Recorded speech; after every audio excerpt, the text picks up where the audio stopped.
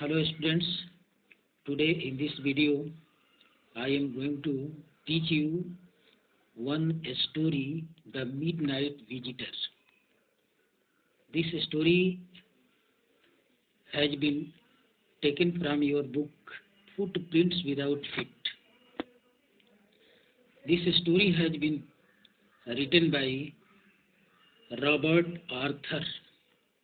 Robert Arthur was an American writer of mystery and speculative fiction. His fame depends on The Mysterious Traveler and Three Investigators. His stories were published in magazines. He also wrote mystery books for children. In the existing story, he gives a very thrilling and exciting account of one particular episode of Asbel, who is a secret agent. Before proceeding towards the detailed description of the story, let us know the main characters of the story. There are three main characters in this story. First one is Asbel. Asbel is a secret agent of different kind. He is not such agent which are described in detective stories and films. Physically, he is not smart, but he possessed exceptionally sharp brain and intelligence. He can cook up any story, invent any story, and save himself from any odd situation. The second character of this story is Max. Max is another secret agent who is rival and enemy of Asbel. The third and last character of this story is Fowler. Fowler is a young and romantic writer of books on detectives.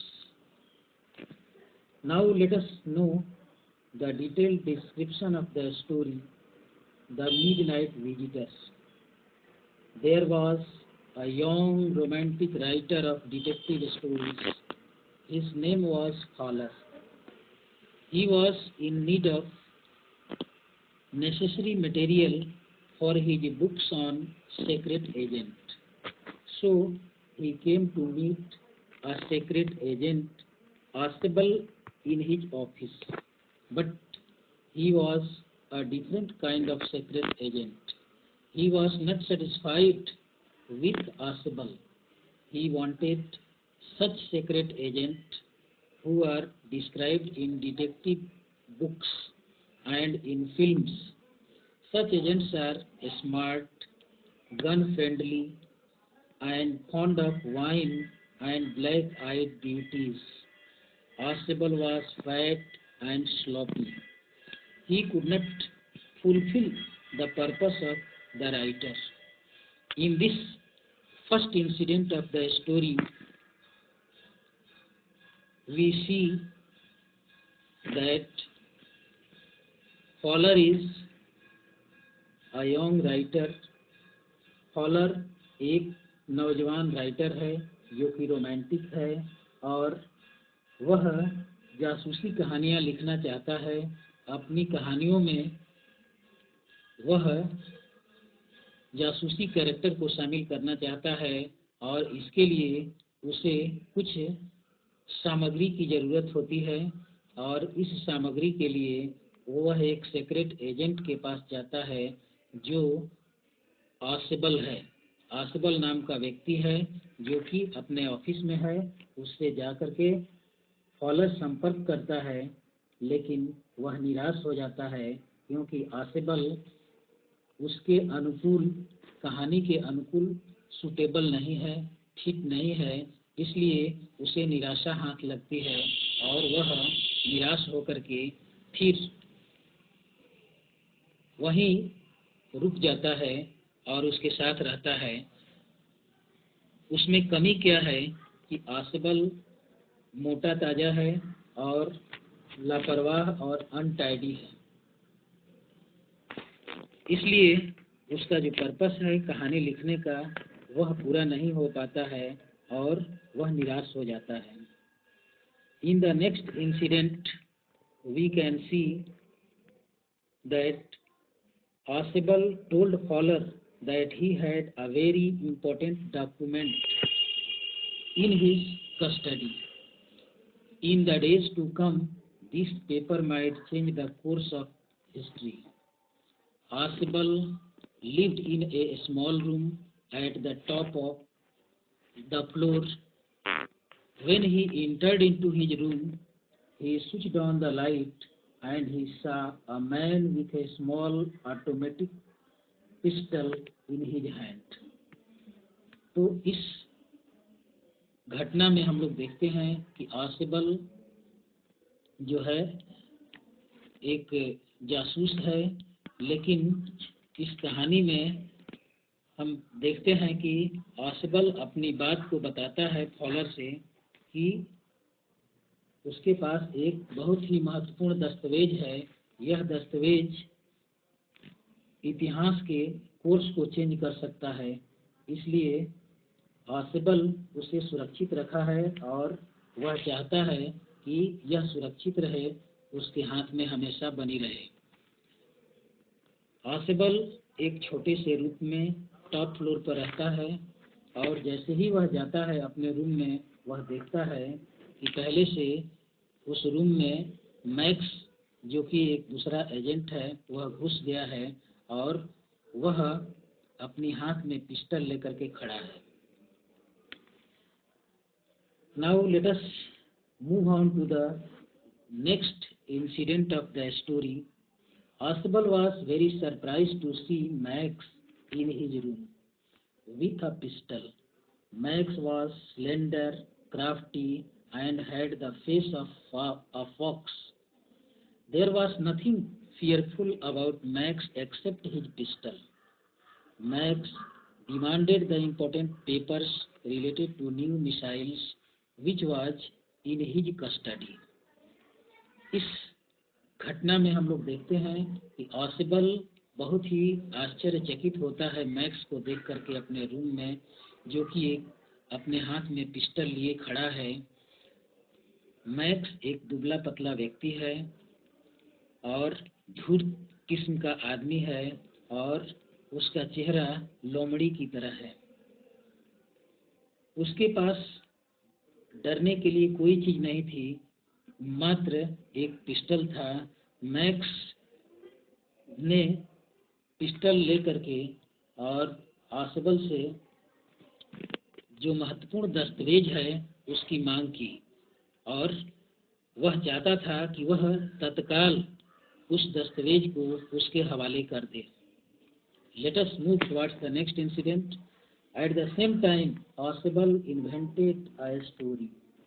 He told Fowler and Max that his balcony below the window had become a big nuisance. It was the second time in a month someone had got into the room. From there, Max told him that he didn't know about his balcony, as he had entered through a pass key.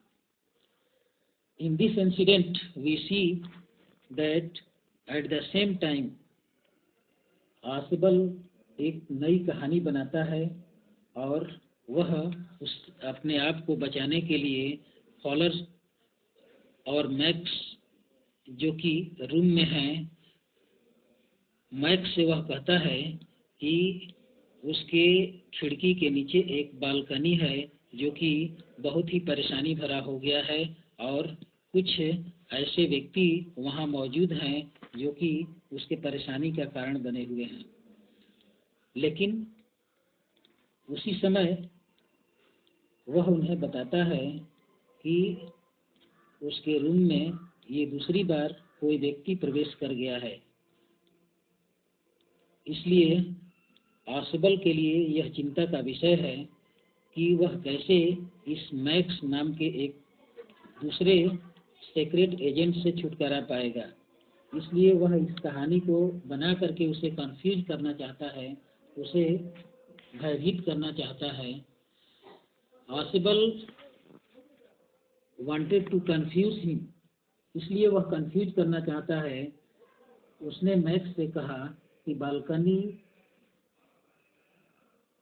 जो नीचे है वह दूसरे apartment का balcony है और उसके अपने रूम का बालकनी नहीं है।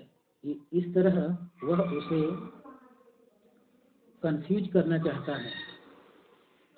Let us proceed towards the next incident of the story. Now Max was not very far from Oswald. He was waving his pistol. Max was standing there in his room and he was waving his pistol with a commanding gesture.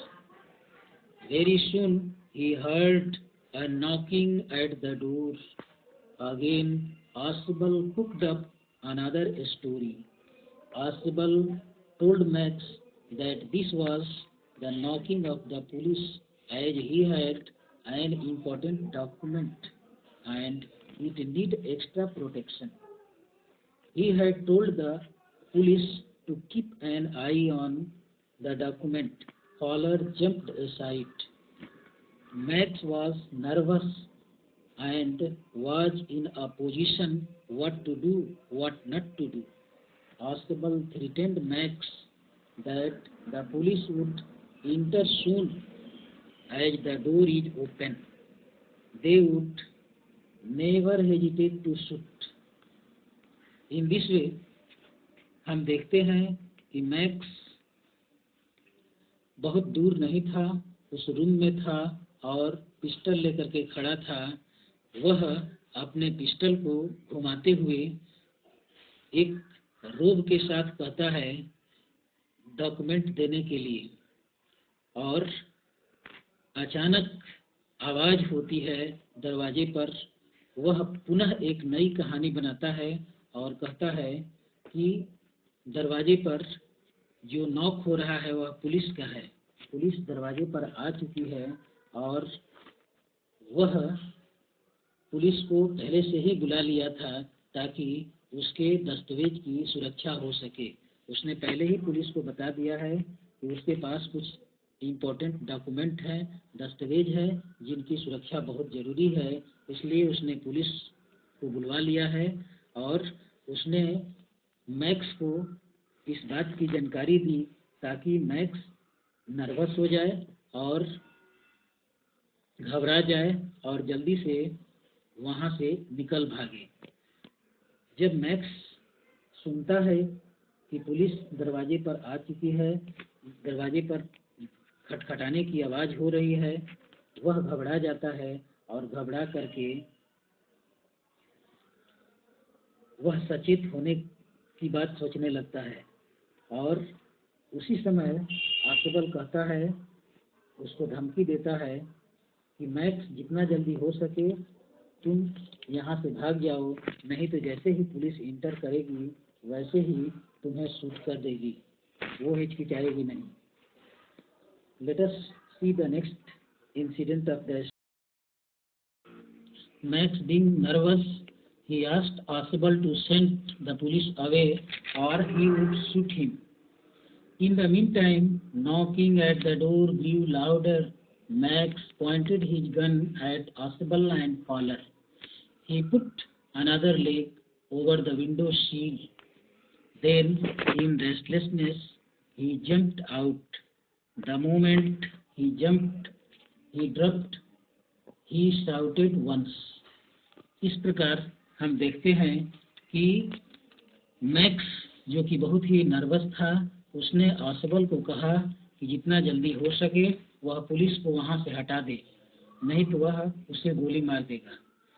इसी बीच दरवाजे पर खटखटाने की आवाज़ और तेज हुई और max अपनी बंदूक से ऑसबल और फॉलर पर निशाना लगाया। वह अपने आप को थोड़ा सा बेंट किया और उसने दूसरा पैर विंडो सील पर रखा। इसी बीच में उसकी बेचैनी और ज़्यादा बढ़ गई और बेचैनी बढ़ने के साथ ही वह खिड़की से बाहर कूद गया और जैसे ही वह कूदा उसके मुंह से एक बार आवाज़ आई। In the next incident, we see that when the door was opened, waiter was found standing there with a tray, a bottle, and two glasses. Actually, it was not the police, but it was the waiter whom Asbal had already ordered. Fowler was still afraid. He asked the man who jumped out of the window on the balcony. Asbal assured Fowler that Meg should not return as there was no balcony below the window. इस प्रकार हम देखते हैं कि इस घटना में जैसा कि आसिबल ने पहले ही अपने वेटर को नियुक्त कर दिया था, उसे बता दिया था कि तुम्हें दरवाजे पर आना है और दरवाजे को खटखटाना है। उसके इंस्ट्रक्शन के अनुसार वह दरवाजे पर आया और खटखटा रहा था। उसको उसने कहा कि यह पुलिस की खटखटाहट है और जैसे ही दरवाज़ा खोला गया, वेटर वहाँ मौजूद था, खड़ा था, एक ट्रे लेकर के, उसमें एक बोतल था और 2 ग्लास थे। वास्तव में उसने पहले से ही वेटर को सेट कर रखा था। ये पुलिस की आवाज़ नहीं बल्कि वेटर की आवाज़ थी और वेटर के द्वारा ही दरवाज़ा खटखटाया जा रहा था, जिसको कि आसिबल ने पहले से ही सेट कर रखा था। फॉलर जो कि उसके साथ था अभी भी भयभीत था, डरा हुआ था।